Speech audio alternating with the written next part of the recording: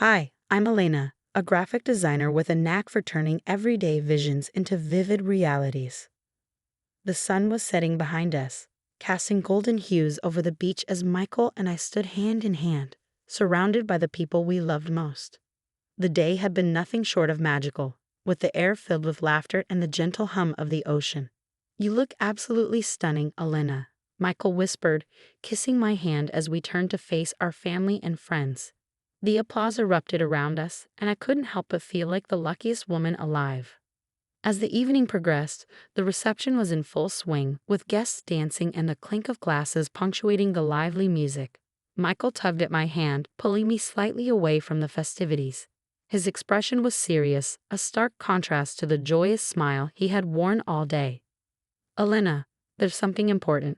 Sarah's here tonight. I think it would be best if you apologize to her." "Apologize? Michael, why would I apologize to your ex on our wedding day?" I could feel my heart pounding, confusion quickly morphing into frustration. "It's just, there were things left unsaid, and it could give us all some closure." "Michael, this is our day. Why are we even discussing this now? Why is she here?" He looked away, the tension between us thickening. "She's a friend of the family, and it didn't seem right not to invite her. Just a few words, Elena, for my peace of mind." "Fine, if it means so much to you," I conceded, though resentment simmered beneath my calm facade. We approached Sarah, who stood awkwardly by the edge of the dance floor. "Sarah, Michael thinks it would be good if I said I'm sorry if there were any hard feelings from before," I said, each word heavier than the last. "Thank you, Elena. I wish you both the best," Sarah replied, her voice steady, though she avoided meeting my eyes. As we walked away, Michael squeezed my hand, thanking me, but the seed of doubt had already been planted. The rest of the evening, I found myself watching him, noticing how his eyes followed Sarah through the crowd. Later, when the music had slowed and the night was drawing to a close, I pulled Michael aside. "We need to talk about what happened earlier. Why did it matter so much for you to have me apologize to her today?" "Elena, it was just about making peace. Let's not ruin our night over this." Making peace? On our wedding day? It felt more like you were still holding on to something from the past. "Elena, you're reading too much into this. Let's just enjoy our night, okay?" His dismissal stung, and as I watched him walk away to mingle with guests, a chilling realization dawned on me. This was not just about making peace, it was a sign of unresolved issues that Michael hadn't been honest about. As the final guests said their goodbyes and the night air cooled, my mind raced with doubts about the man I had just married. What was supposed to be the beginning of our happily ever after felt more like stepping into a carefully masked trap. I knew then that this was just the beginning, and I needed to find out the truth about Michael's feelings for Sarah, even if it meant unsettling the foundation of our new marriage. The following day, still grappling with the confusion of last night's events, I met up with a few friends over coffee, hoping they could shed some light on Michael's strange behavior. Why would Michael want me to apologize to Sarah, of all people, on our wedding day? I questioned, stirring my coffee more out of nervousness than need. "Elena, you know there was always something unfinished about how things ended with Sarah." "Maybe he feels guilty," offered Lisa, always the one to play devil's advocate. "But guilty enough to ruin our wedding day? It just doesn't add up," I countered, feeling the frustration bubble up again. "Yeah, it's weird, but maybe he's just trying to clear his conscience," Tom chimed in, trying to sound neutral. Determined to confront Michael directly, I waited for him to return from work. As soon as he walked through the door, I knew we had to clear the air. "Michael, we need to talk about yesterday. Why did you insist I apologize to Sarah in front of everyone?" "Elena, I thought we agreed to move past this. I just wanted to smooth things over." "Smooth things over, or is there something else?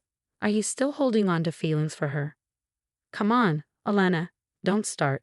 You're making a mountain out of a molehill. It's not just a small issue, Michael. You embarrassed me on what should have been the happiest day of our lives." "Elena, I apologized, didn't I? Let's just let it go." "No, I can't just let it go. There's something more here, and I need the truth." Our conversation was cut short when the phone rang. Michael answered, his face tensing as he listened. Watching him, I could tell it was Sarah on the line. He was careful with his words, casting quick glances my way. "Elena, that was Sarah. She's going through a tough time and reached out for some advice. On our honeymoon, the coincidence is too much to bear." Elena, you know I've always been someone people find easy to talk to. But why must it be you? Can't you find someone else to confide in? Why are you so insecure about this? You're acting crazy. Crazy, am I? Or is it crazy to have your husband taking calls from his ex on our honeymoon? Elena, stop overreacting. You're letting your imagination run wild. Feeling neither heard nor respected, I decided to take matters into my own hands.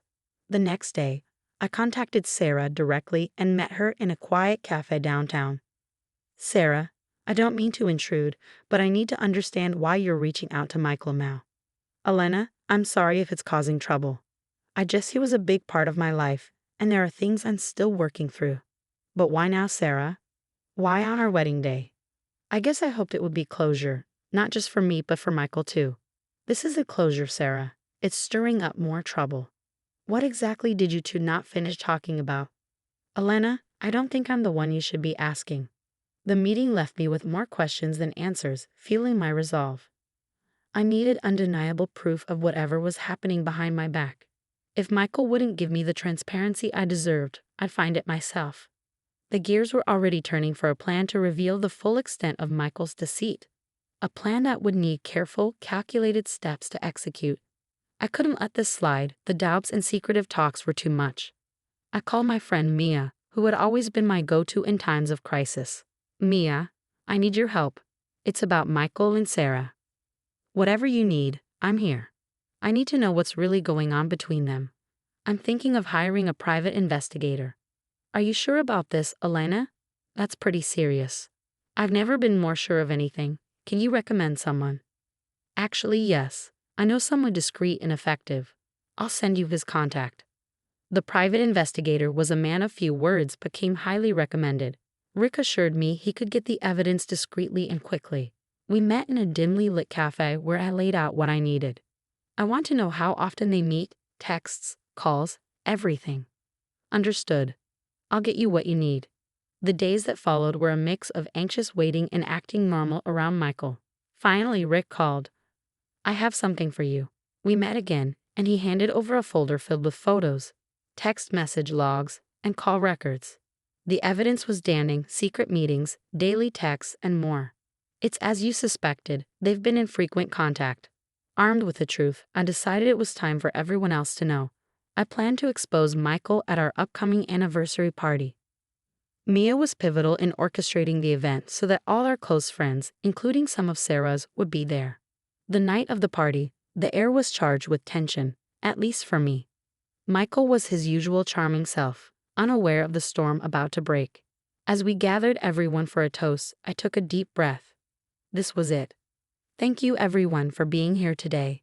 There's something important I need to share. I turned to Michael, holding up the photos. Can you explain these, Michael? Why have you been meeting Sarah secretly? The room fell silent. Michael's face went pale. Elena, what are you doing? This isn't the place. No, Michael, this is exactly the place. Everyone should know the kind of man you are. Elena, please. Let's talk about this privately. There's nothing left to discuss behind closed doors. You betrayed our marriage. The crowd murmured, the shock evident on their faces. Michael tried to grab the photos, but I pulled the photos back. Everyone, I said, my voice steady despite the tremor of emotion. I found out Michael has been lying to us all for months. He's been seeing Sarah all while being married to me. Elena, stop this now. It's not like that, Michael pleaded. Then what is it like, Michael? Tell us all since there's so much to say. The room was thick with tension. Friends exchanged uneasy glances, unsure of whom to support. Elena, this isn't you. You're better than this, Michael tried to deflect. I am better, I said, and that's why I'm doing this. I deserve the truth, and so does everyone here. As I stood there, feeling the weight of the gathered eyes on us, I knew things would never be the same. But I felt the surge of empowerment, having taken control of the narrative and refusing to be a victim in my own story. This was the beginning of reclaiming my life, no matter the fallout. The room fell silent as the confrontation unfolded. Friends and family, some with mouths agape, watched as the drama between Michael and me reached its climax. Why, Michael? Why did you deceive me? Why all the lies? I demanded, my voice steady despite the storm raging inside me. Elena, I didn't want to hurt you. It wasn't anything serious with Sarah. I was confused and I made a mistake, Michael stammered, his voice a mix of desperation and regret. A mistake? Secret meetings, countless texts and calls are a mistake. You humiliated me on our wedding day, Michael. This wasn't just a lapse in judgment. Please, Elena, I love you. I never wanted to lose you, but you chose to betray me. How can there be love where there is no trust? The room echoed with uneasy whispers. Our friends exchanged looks of disbelief and pity. I thought we could get past this. I thought we could start over, Michael pleaded, reaching for my hand. Start over after everything? No, Michael. It's too late. I can't just pretend nothing happened. As I pulled my hand away, Mia stepped forward. She's right, Michael. You can't just play with people's feelings and expect no consequences. Elena deserves better. Supportive nods from others in the room bolstered my resolve. This wasn't just my battle anymore. It was a stand for respect and truth. Turning back to Michael, I took a deep breath. This is over, Michael. I deserve a life filled with genuine love and respect, not deception and heartache. With that, I walked away, the murmurs of support following me as Michael stood there, a figure of solitude and regret.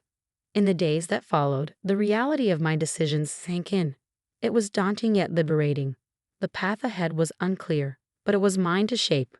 I was no longer bound by Michael's deceit or the shadow of a relationship built on lies.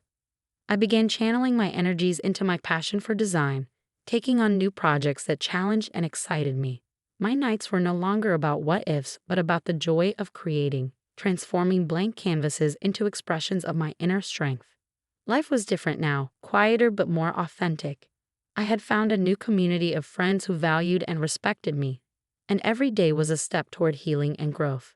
Standing by the ocean one evening, the breeze gentle and reassuring, I realized that this was not just an end but a beginning, a chance to embrace who I was and who I could become. No longer defined by someone else's actions, I was free to be unapologetically Elena, strong, creative, and undeterred by the past. That brings us to the end of Elena's tumultuous journey. Now, here's a question for all of you. Should personal issues, like past relationships, ever be brought into new commitments, especially something as serious as marriage? Where should one draw the line between past loyalties and present commitments? This story unfolded with every secret revealed, leading to drastic decisions. What's your take on balancing personal history with current relationships? I'd love to hear your thoughts and stories in the comments below. Your insights not only enrich our community, but also help others who might be facing similar situations. Don't forget to like this video if you found Elena's story compelling, and subscribe to stay updated with more narratives that stir the mind and challenge our hearts. Your interaction means the world to us, and we're eager to see how you feel about this complex intersection of love, trust, and past connections.